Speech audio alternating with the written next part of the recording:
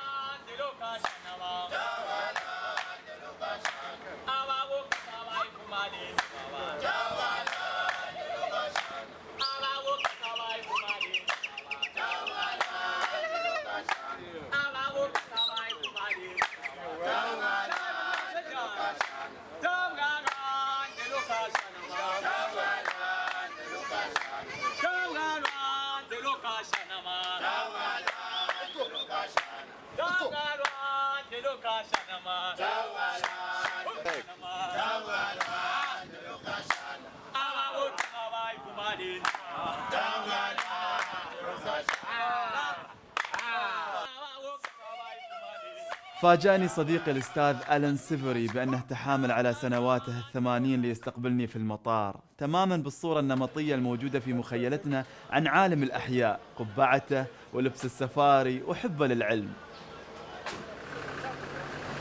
كثيرا ما نسير في درب نعتقد بأنه صحيح لظروف معينة أو لنمط تفكير معين لدينا في مرحلة من مراحل حياتنا، ثم نكتشف بعد أن نمشي فيه طويلا بأنه كان دربا خاطئا، مثل قصة صديقي الأستاذ ألن هناك في زيمبابوي. تعالوا معاي.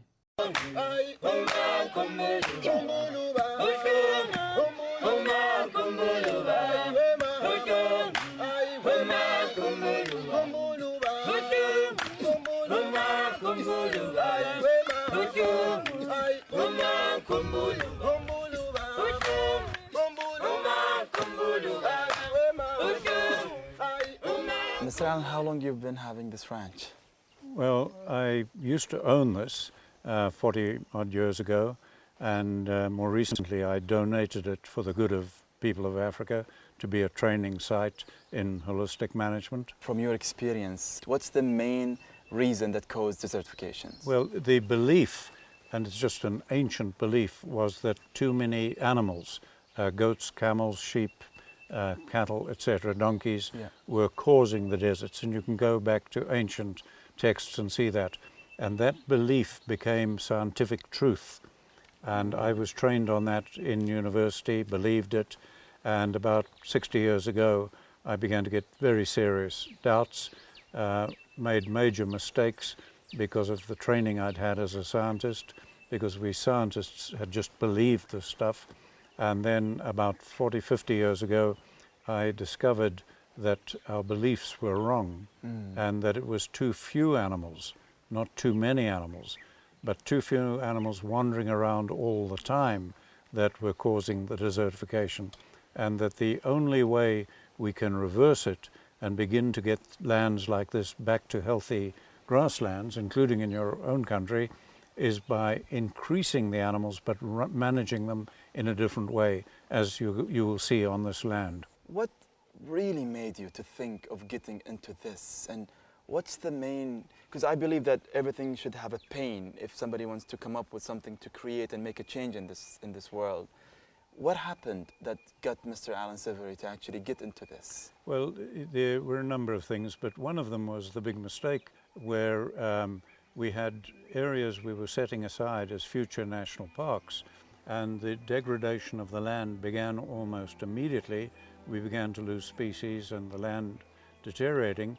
There were no livestock, so carrying the same beliefs of science with me, I believed it must be too many elephants, buffalo, etc. So I did the research and I proved there were too many, and we had my work checked by the government.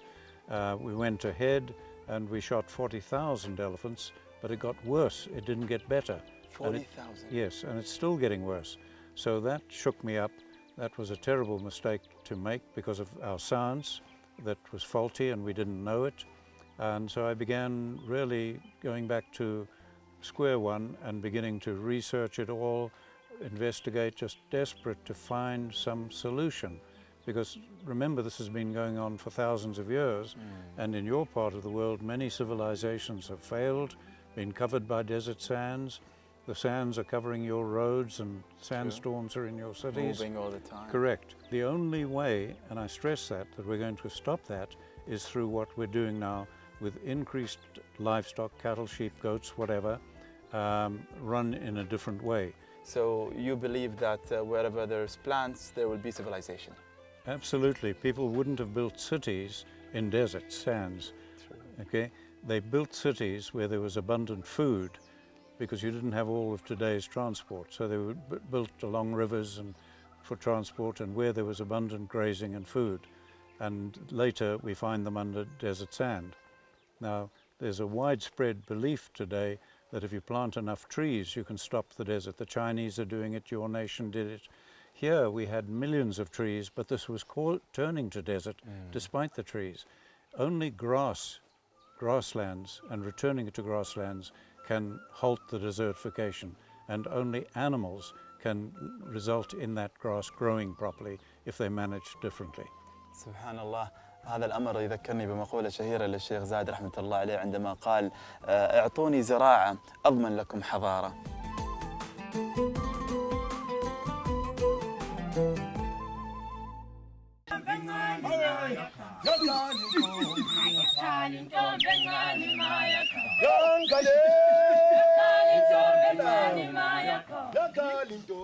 We're in the middle of the bush.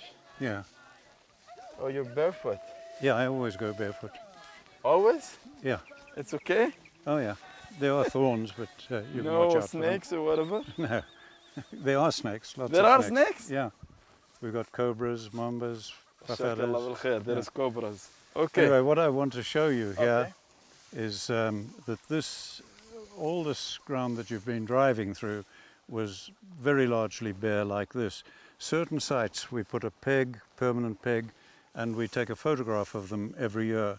So this is exactly what you would have been looking at when this a few years ago. Okay. And then we crowd the cattle onto it and the goats and the sheep onto it for about a week at night when we're protecting them from the lions. And you can see what that looked like. Now the elephants concentrate now, so they've changed the picture. And then since we've been handling the livestock properly, you can see it's become grassland. Amazing, amazing. So you can see this is all dense grass now, and this bent branch in the picture, Yes, it's here. there it is there. Oh يا الله نعم. Yeah. Now let me show you something else here. Okay. Right? Just أنا come مو this مصدق way قاعد أمشي carefully. مع الأستاذ ألن وهو حافي القدمين. بصراحة. All right. Now, ما شاء الله. as you look in this picture, you can see the tree roots exposed, Yes. and there's about 30 centimeters of soil loss. Yes. Let me show you that. You hold that. Okay. The elephants have pushed this tree over, unfortunately. Wow. But if you look in here, Yes, yes, yes. these are roots. So this is the level the soil used to be, and all that soil had washed away. SubhanAllah. But now, as you can see, it's grassland and stable. And that's because of the concept that you're using now. Only because of the livestock. Yeah, SubhanAllah. using very high pressures of animals, manure, trampling to get the plants growing. يعني تخيلوا هذه الشجرة الآن وين حاط إيده مستر ألن that's where your hand هذه من عند يده لين الأرضية لين القاع هذه كلها كانت أصلا رمال يعني كان رمل موجود ولكن هذا كل المنطقة هذه كلها تم يعني خلاص انفضت ما عاد فيها أي رمال فطبيعي أن المنطقة أصبحت صحراوية وما عاد فيها حياة من بعد ما قاموا يبون الثروة الحيوانية تكون موجودة في هالمنطقة وتبدأ تمشي تجدد الحياة في الأرضية فسبحان الله تبدأ النباتات تنبت في هذه المنطقة إذا فلسفة مختلفة. It's just amazing. It's that when I can't, I'm trying to put it together. What does the animals do that makes the plants come this way? How can you explain it to me? So Well, in this area now, all this grass is growing in the 4 months of rain now because of the animals. Now, okay, all of this is now drying off and dying. And if we do not get this down on the ground as litter, dead plant litter, manure, dung, and urine, then these plants can't grow the following season, and it begins turning to desert. Even though you're saying that they have to die? They die every year die above ground. Okay. Yeah. And they cover the Yes, soil of the land, of the ground. Trees, if you come here later in the year, all the leaves are off the trees. The tree can graze itself. It drops its own leaves. Grass can't drop their own leaves. They need animals to keep them alive. And we didn't know that for thousands of years. إذن سبحان الله تثير الأرض ولا تسقي الحرث. هناك حيوانات فائدتها في إثارة الأرض.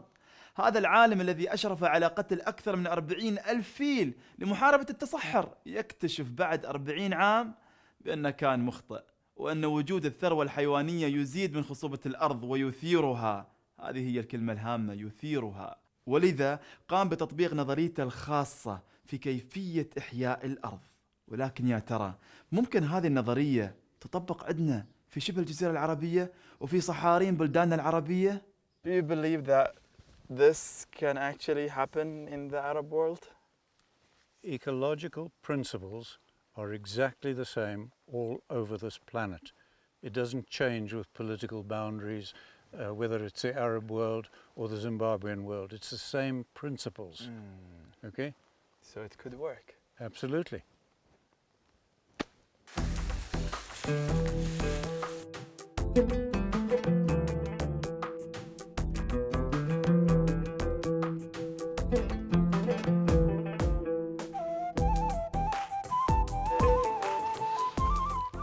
Ali, let me show you something here. We've got a blind, as we call it, or a hide, Okay.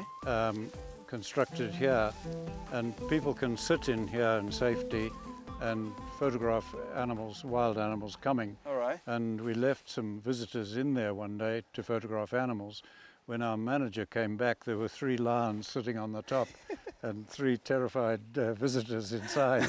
Lions. Yeah, they were My sitting on God. top on the roof. And what happened? Well, they didn't worry them. The lions were just they're sitting just on gone. top. Yeah. Oh my God. إن شاء الله ما حد فيكم يتعرض لهذا الموقف، لأن الحياة مع الأسود طبيعية في زيمبابوي. أثناء وجودنا هناك أذكر قام أسد عجوز بافتراس غلام صغير للأسف من أحد القرى المجاورة.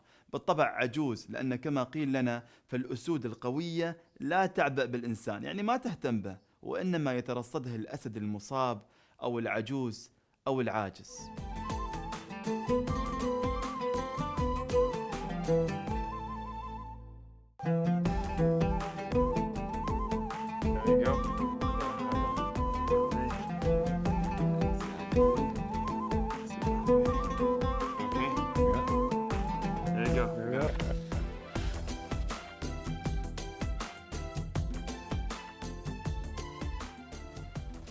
طبعا نحن في نص الغابة هنا في زيمبابوي، وعلى وشك أن يتم يعني إطلاق البقر ليمضي في هذه الغابة. وخلال إطلاقه هذه اللحظة اللي يتم فيها عملية تجديد ويعني حرث الأرض، وهذه الفلسفة الجديدة اللي يقوم بها الأستاذ آلن.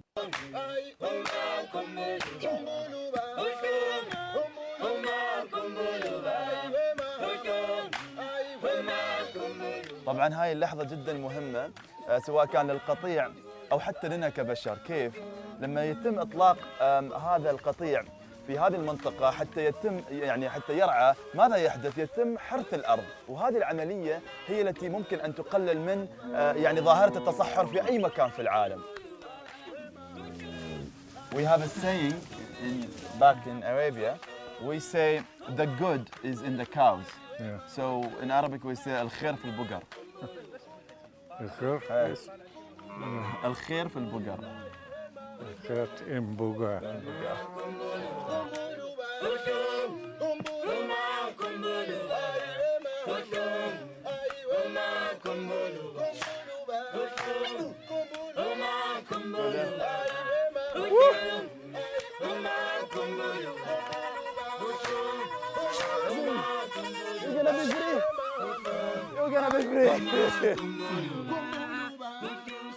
حين تراقب القطيع تشاهد بوضوح أنه فعلا يقوم بعدة عمليات أثناء مروره على التربة. هناك التقليب والحرث والتسميد، ولكن من المهم أيضا أن يتم تغيير مكان القطيع كل فترة من مكان لمكان لعدم استهلاك منطقة واحدة للرعي.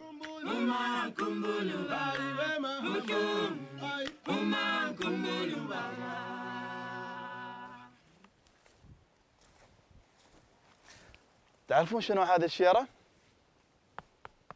شجر خشب التيك. طبعا معروف عنا الخشب هذا بسمكه، ونحن طبعا في البلدان العربيه متعودين ان ناتي بالتيك من الهند في السابق، لانه كان يصنع الى السفن البحريه وغيرها من الصناعات الهامه. ولكن هنا في زيمبابوي في شيء جدا مهم، ايضا يستخدم شجر التيك، ولانه هو موجود هنا بشكل طبيعي لبناء السكك الحديديه، الخشب اللي يكون تحت السكك الحديديه لانه سميك يستطيع ان يتحمل طبعا حمل القطارات. وفي شيء جدا ايضا رائع، العرب التجار، الرجل الرحل الذين كانوا يسافرون من منطقه الى منطقه، وخاصه التجار منهم عند القوافل، كانوا ياتون الى افريقيا ومن دوله الى اخرى يزورونها، لهم اثارهم الموجوده في افريقيا. قد يكون ان ايضا خشب التيك كان ياتي من افريقيا.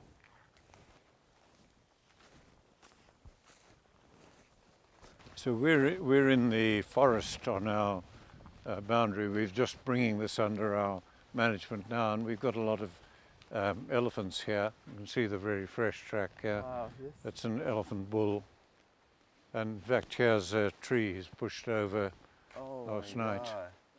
So you can see the whole tree pushed over. This is all caused by elephants. Yeah. And it's just See, a normal thing. That's quite a big tree he's pushed over last night. Oh my God. Yeah. The whole population in this area is about 250,000 elephants. 250,000. That's what they estimate, yeah. 250,000 فيل ما شاء So الله. some days we'll have 500 or 600 on our place. In this area. No, right on our land. Wow, Yeah. God.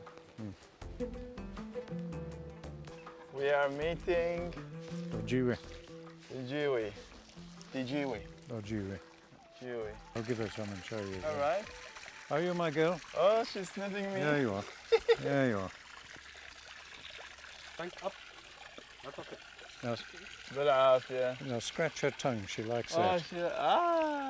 Put your hand in. She won't Inside. bite you. She won't bite you. يعجبها إذا تميت. She's a good girl. الفيل كان أحد أهم الحيوانات في هذه السلسلة. هذا الحيوان ظلم كثيرا، أحيانا يقتل بسبب انتهاء صلاحيته في السيرك أو الاحتفالات والمسارح، وأحيانا كان يزج به في الحروب من عهد أصحاب الفيل إلى حروب المهرجانات في الهند لاستخدامه كدرع ضخم وإخافة الأعداء، وأحيانا يقتل للحصول منه طبعا للعاج اللي يستخدم في صناعة أسلحة ربما تقتل المزيد منه. So when elephants walk in the forest, do they contribute the same as the cows and the? Oh yeah, they're all playing a role. They're all playing And where the grass is long now and the bush thick here, we often won't put the cattle in there until the elephants come in first, or in some places the elephants will treat it, then we don't need the cattle. We just need to get the grass down on the ground or grazed, and they graze and eat a lot of grass. Of course. Yeah. So the concept that the elephants are causing damage to land is not really. No, it's the same misunderstanding. They are causing damage, but not because of too many. Here, many people, if you go to the national parks, there's a lot of damage being done. It's because the elephants are too tame. Yes. They're there too often, just like the goats or the sheep are around the same place all the time. Yes. And if we keep them wild and keep them moving, then you're going to have far more. Absolutely. Yeah.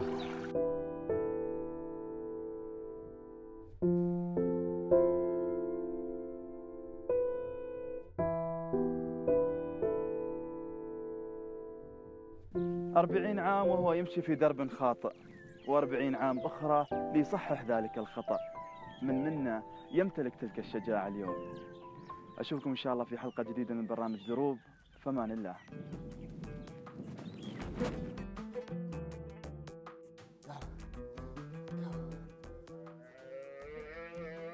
Okay, releasing. You're gonna be free. You're gonna be free. Okay. Okay. يلا. No. Why? يا إلهي. Not again. I think I've done my part. Oh. Come on. Okay. Hello. How you doing? Hakuna Matata.